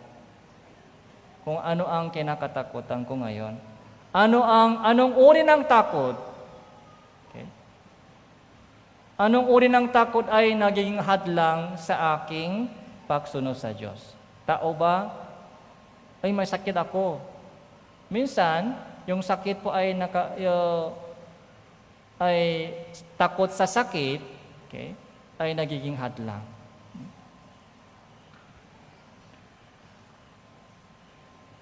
Si Saul po, alam po natin yung storya ni Saul. Okay.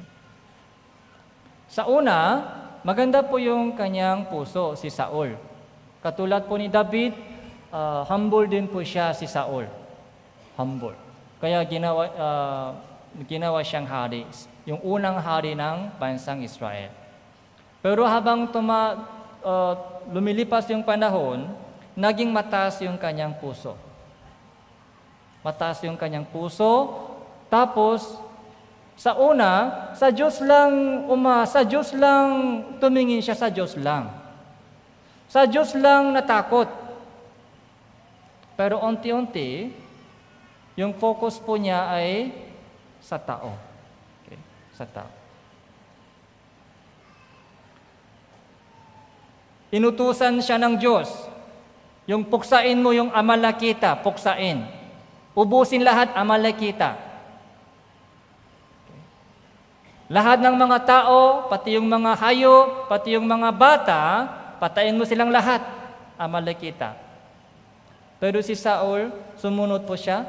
Si Saul, hindi po siya sumunod. Nakinig siya ng salita ng Diyos. Okay? Alam niya kung ano ang dapat gawin. Alam na niya kung ano ang dapat gawin. Pero hindi po siya sumunod. Bakit po? Dahil sa takot. Unang Samuel, chapter 15,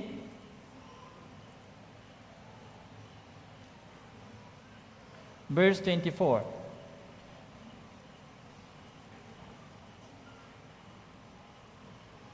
Unang Samuel chapter 15 verse 24, sinabi ni Saul kay Samuel, "Ako ay nakasala sapagkat ako ay sumuway sa utos ng Panginoon at sa inyong mga salita, sapagkat ako ay natakot sa taong bayan at sumunod sa kanilang tinik."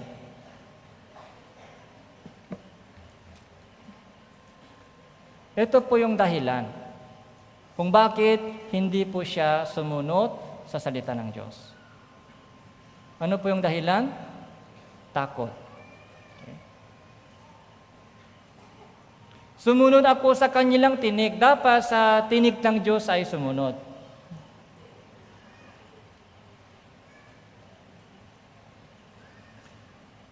Kaya dito po natin nakikita kung ano ang harang sa ating pagsunod. Okay.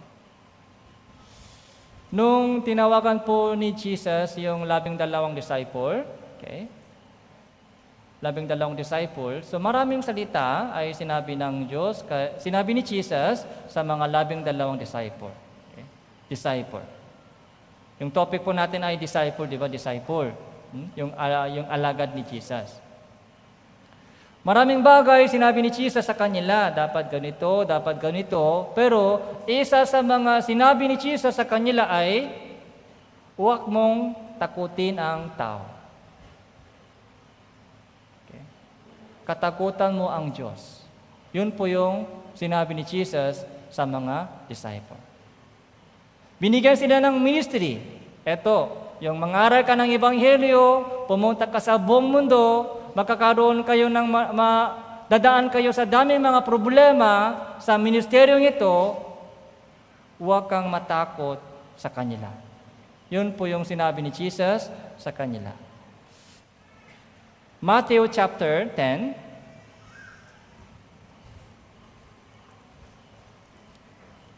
Matthew chapter 10.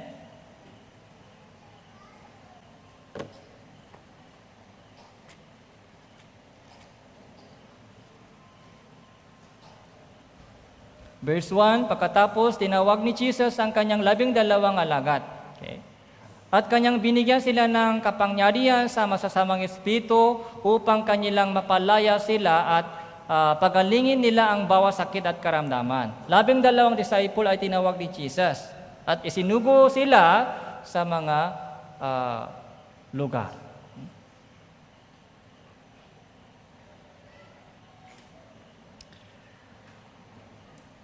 Verse 28. Ito po yung binabanggit po madalas sa Bible seminar, di ba? Sa impyerno. Pero, tandaan po natin, yung Matthew chapter 10, verse 28, ito po yung sinabi ni Jesus sa mga 12 disciple. Okay? Huwag kang matakot sa mga tao. Okay? Ligtas na sila. Kaya hindi sila pupunta sa impyerno. Okay? Pero bakit sinabi ni Jesus sa mga 12 disciple, huwag kang matakot sa mga tao? Okay. Verse 28, basahin po natin ng sabay-sabay. 3, 2, 1. Huwag ninyong katakutan ng mga pumapatay ng katawan, ngunit hindi nakapatay ng kaluluwa. Kundi katakutan ninyo siyang makakapuksa ng kaluluwa at ng katawan sa impyerno.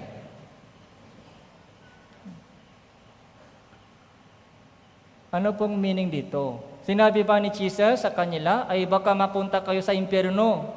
Hindi po. Sinabi ni Jesus sa kanila, huwag kayong matakot sa tao. Wala na silang magagawa. Sa katawan lang papatain, sa katawan lang. Katawan lang. Pero yung kaluluwa ay iingatan. Katakutan ninyo ang Diyos lang. Diyos lang katakutan ninyo, Diyos lang lagi. Magtiwala. At the same time, ano pa sinabi ni Jesus? Verse 29. Hindi ba ipinagbibili ng isang kusing ang 2 maya? Unit isa man sa kanila ay hindi mahuhulog sa lupa na hindi nabatit ng inyong ama. At magiging ang mga buhok sa inyong ulo ay bilang na lahat. Okay. Sabi ni Jesus sa kanila, huwag kayong matakot sa tao, magtiwala lang sa Diyos. Alam ng Diyos lahat ng sitwasyon mo. Yung buhok. Ilan po ba yung buhok ninyo? Sinong nakakalam dito kung ilan yung buhok? Ay, kalbo ako, wala. Mahirap ba bilangin po natin yung buhok natin? Hindi ko alam, kahit ito, hindi ko alam kung ilan ito. Pero sabi ng Diyos, alam ko, nabilang ko na yan lahat. Nabilang na lahat. Isang maya, isang kusing, dalawang maya. Isang kusing, dalawang maya. Magkano po yung isang kusing? Okay? Isang kusing po ay kalahati ng centavos. Okay? Tama po ba? Isang kusing ay kalahati ng centavos. Okay? Ibig sabihin, yung maya ay napakaliit. Hamak, isang hamak na bagay, maya. Kalahating kusing yan, hindi po mabuong kusing, kalahati. Okay? Kalahating kusing yung maya, pero isang maliit na bagay, yung ibon, maya, ay iniingatan ng Diyos. Hindi siya nahuhulog na hindi batid ng inyong ama. Alam ng Diyos, napapansin ng Diyos kay isang maya ay nahulog. Paano po tayo? Anak tayo ng Diyos. Yung ating buhok ay binibilang ng Diyos araw-araw. Ay kagabi, mga 20, wala na.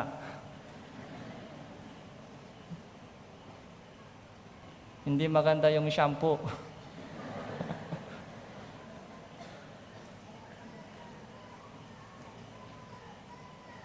Verse 31, basahin po natin.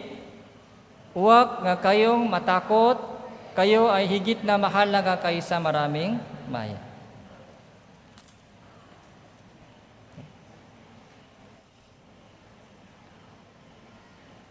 Katakutan mo ang Diyos lang. Sa Diyos lang magtiwala. So yun po yung sabi ni Jesus sa kanila.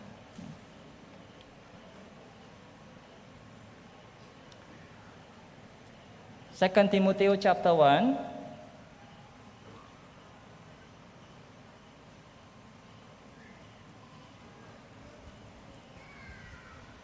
Second Timothy chapter 1 verse 12.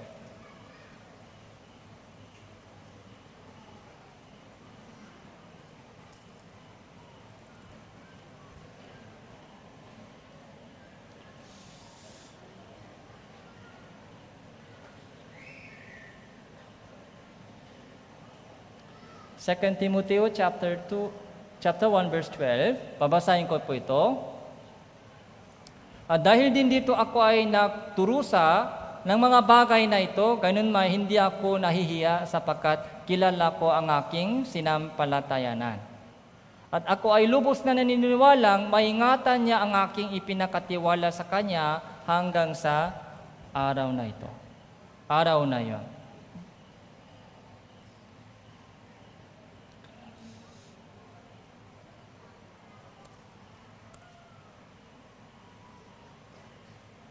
Dahil kulang po yung time, tungkol kay Abraham ay self-study na lang.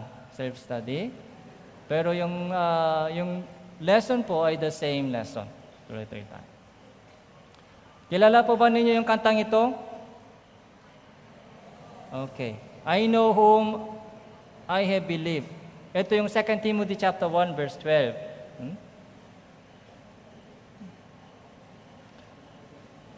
Pwede natin kantain, verse 1 na lang, verse 1. I know not why. 3, 2, 1. I know not why God's wondrous grace to me He hath made known, nor why unworthy Christ in love redeemed for His own. But I know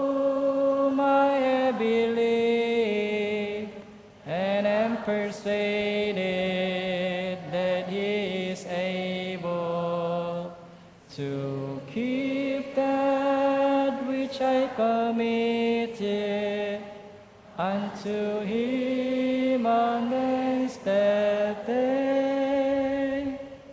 Okay. Ito yung isang sikat na yung awit sa buong mundo. Verse 1, verse 2, verse 3. Ganun din po. I know not. I know not why. I know not how. I know not how. I know not when. Puro hindi alam. Hindi ko alam bakit. Hindi ko alam papaano. Hindi ko alam kailan. Pero ano po alam? I know whom I have believed. Okay? Ito po yung relation po natin sa Diyos. Relation po natin sa Diyos. Ito po yung tunay na pagkakilala. Kilala ko siya. Kilala ko. Kung walang experience, mahirap ito masabi. Kilala niyo ba ako?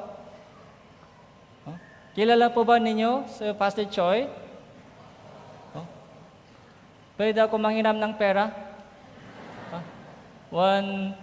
Mga 10,000, pwede? Ayaw. Dahil hindi kilala. Mukha lang kilala. Mukha lang kilala. Pero Tanawan Church, kilala pa ba ninyo ako, Tanawan Church? Pwede ako manghiram? Pwede daw. Nakilala nila ako. Yung pagkakilala ay yung personal relation. Kung walang experience, mahirap ito masabi. Kilala ko siya. Kilala ko siya kahit gabi, bumisita ko sa kanya, so bubuksan niya yung pinto. Kahit hating gabi, so bubuksan niya yung pinto. Kilala ko siya. Okay. Yung Duterte, si Pangulong Duterte, kilala po ba ninyo? Kung pumunta kayo sa Malacanang, bubuksan niya yung gate. Walang personal relation. Pero ito, marami po tayong question mark. Bakit? Minsan hindi natin alam kung bakit nangyari ito sa akin. Yung ating panalangin, so matagal pa, hindi pa nangyari, parang hindi kumikilos ang Diyos. Parang pinababayaan ako ng Diyos. Hindi ko alam, kung wala akong idea kung paano. Kailan? Hanggang kailan ito? Hanggang kailan mahirap ako? Ganito. Pero isang bagay, sabi dito, ako ay lubos na sapagkat kilala ko ang aking sinampalatayanan. Kilala. Ako ay lubos na naniniwalang maingatan niya ang aking ipinakatiwala sa Kanya hanggang sa araw na ito. Kung kilala po natin ang Diyos, pwede natin sumunod sa Kanya. Bakit hindi po tayo sumunod sa Diyos? Dahil hindi pa masyado kilala. Takot pa rin. Takot. Baka mahirapan ako. Okay? Baka may problema ako. Kaya takot po tayo sa pagsunod sa Diyos. Baka makukulang ako, baka mahirapan ako sa kulang. Okay. Maraming pangako ng Diyos sa Biblia. Hanapin mo muna ang Kanyang kaharian, ang Kanyang katuwiran. So, kautusan ng Diyos. Kung ganon, lahat ng mga bagay na ito ay pawang idaraktak sa iyo. Kung mawalan ka ng buhay mo, okay? Kung mawala ka, bibigyan ka ng buhay. Hindi ka mawalan ng buhay.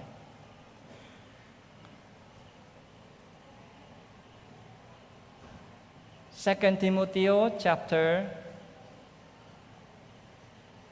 3, verse 11.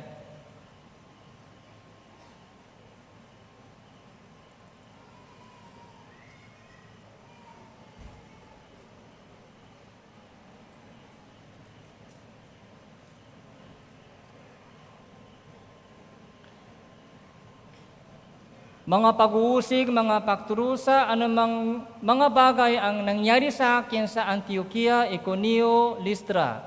Ito po yung testimony po ni Apostol Pablo. Ano po ang nangyari sa Antioquia, Iconio, Listra? Okay. So, matinding pagturusa, matinding pag-uusig. So, binato siya. Binato siya ng mga Hudyo doon. Binato siya. Kaya akala nila patay na siya.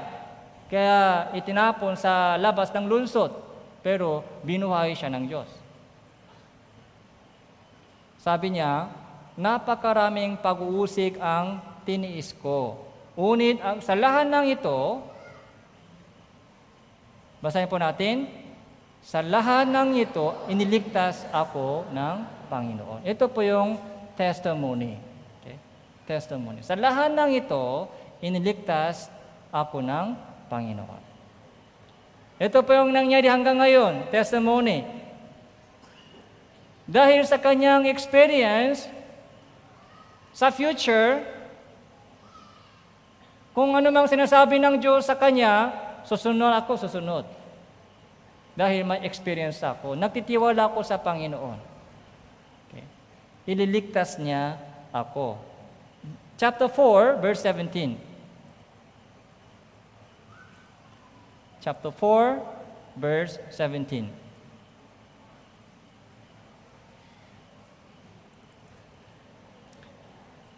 Unid ang Panginoon ay tumindig sa tabi ko at ako ay pinalakas niya upang sa pamagitan ko ay ganap na may pahayag ang mensahe upang mapakinggan ito ng lahat ng mga hintil. Kaya't ako ay iniligtas sa bibig ng leon. Okay. Ako ay ililigtas ng Panginoon sa bawat masamang gawa. Ako ay kanyang iingatan para sa kanyang kaharian sa langit. Sumakanya nawa ang kaluwalhatian, magpakailanman. Amen. Iniligtas niya ako sa bibig ng leon. Okay? Dahil inihagis po siya sa kulungan ng leon. Pero iniligtas siya. Ganun din mangyari sa akin. Ililigtas niya ako sa bawat masamang gawa. Iingatan niya ako sa future. Sure na sure ako. Wala na akong takot. Sabi ni Apostol Pablo, hindi ako natatakot sa tao. Hindi ako natatakot sa mga sitwasyon, problema. Dahil kilala ko siya. Kilala ko ang Panginoon. So ito po yung testimony po ni Apostol Pablo.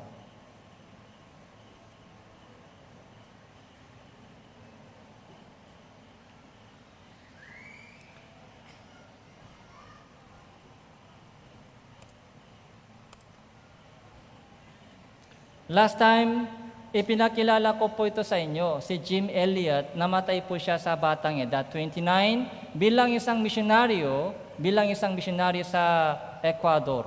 Okay. Ito po yung kilalang, yung Proverbs.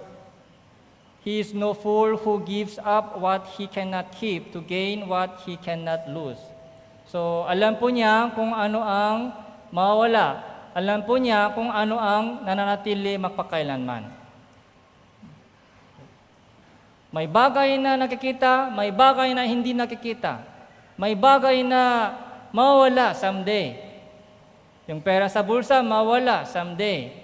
Yung magandang trabaho, mawala. Yung kagandaan sa itsura, mawala. Okay. Yung kalakasan, mawala. Yung bahay, masisira yan. Yung bagong cellphone, hanggang kailan po yan? After 10 years, bago pa, ay basura na yan, basura.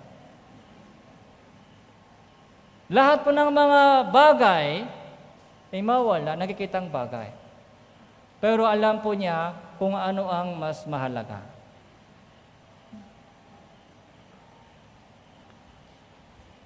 Sa darating na New Year 2020, paano pupunuin po natin sa darating na New Year 2020?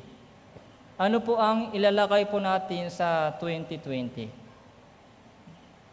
Yung mga nakikitang bagay o yung mga hindi nakikitang bagay?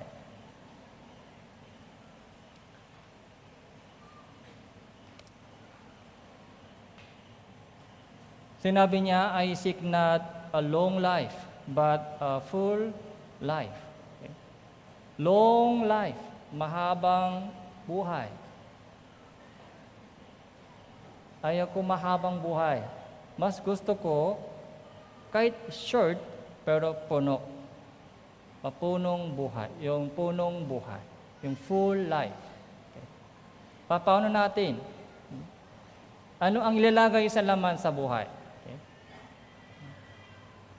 Kahit namatay po siya sa batang edad, pero yung buhay po niya ay mapuno ng pagsunod. Yung buhay po niya ay compact. Okay? Yung puno ng pagsunod.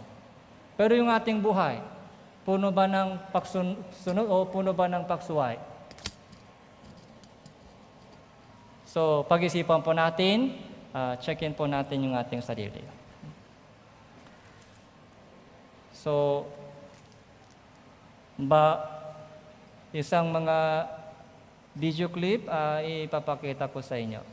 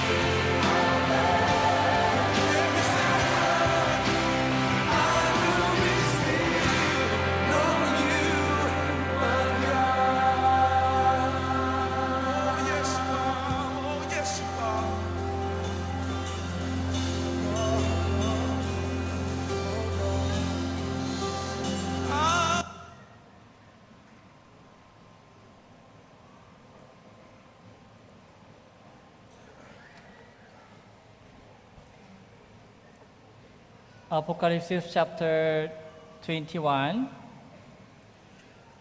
last verse today.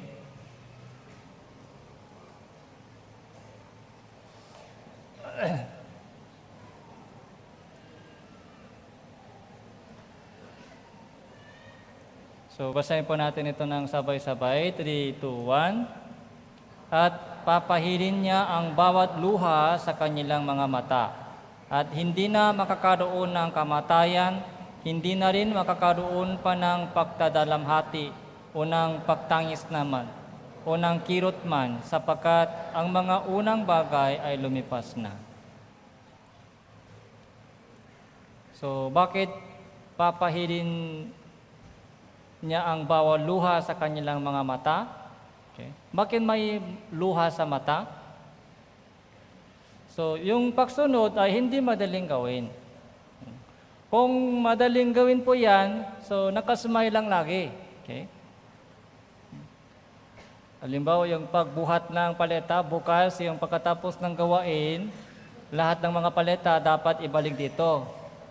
Kaya sa una, nakasmile tayo. Yehey! Pero pagkatapos ng isang oras, nakasmile pa rin? Unti-unti nawala yung smile. Pagkatapos ng 2 oras, 2 oras, unti-unti nawala. Pagkalipas ng mga 3 araw, baka ako lang naiwan. Hindi po madaling gawin yung pagsunod. Sa dito, madali lang. Sige, tutulong ako sa iyo. Pero, bakit may luha dito? Dahil hindi po madali yung pagsunod sa salita ng Diyos. Pero alam ng Diyos lahat. So, nakikita po ng Diyos lahat ng mga nangyayari, yung luha ay kapalit ng gantimpala. Okay? Yung luha. Pag walang luha, baka walang gantimpala. Okay? Maraming luha, maraming gantimpala. Maraming pawis, maraming gantimpala. Kaya sana 2020, next year, ay itong taong 2019. So, maraming bagay na pinagsisihanan po natin. Ay sana hindi ganun ako dati. Halo po ng paksuway at pagsunod. Halo. Gusto nyo halo-halo? Oh? Gusto niya halo-halo? Pag lumalalim, sumasarap yung halo-halo. Pero yung pananampalataya, hindi pwede halo. Yung pagsunod, hindi pwede halo. Ay, minsan sumusunod, minsan hindi. Kung gusto ko, susunod. Kung ayaw ko, hindi. Hindi po masarap po yan. Itong taon, kahit ganun pa man yung ating nakaraan taon. Pero darating na bagong taon ay sana mapuno ng yung dalisay na pagsunod. Mapuno ng yung pagsunod bilang lingkod ng Diyos. Okay. May pangako po ng Diyos sa Biblia. Kung sumunod po tayo sa salita ng Diyos, kung ano ang mangyayari.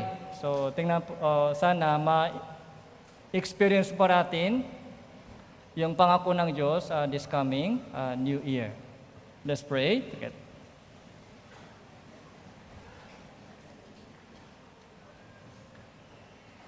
Salamat po, Panginoon. Pinagsisihanan po namin ang aming nakaraan taon na buhay na hindi tapat at hindi dalisay sa mata ng Panginoon.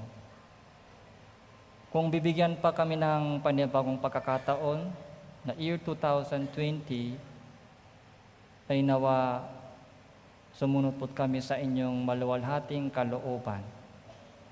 Lahat po ng mga kapatiran na yumuyuko sa oras na ito ay nawa magamit ng Panginoon para sa inyong maluwalhating kalooban. Hanggang matapos lahat ng mga yung gawain dito, kayo po ang kumilos at gumabay sa bawat isa sa amin. Ito po yung aming panalangin sa pangalan ng Panginoon Hesus Kristo. Amen.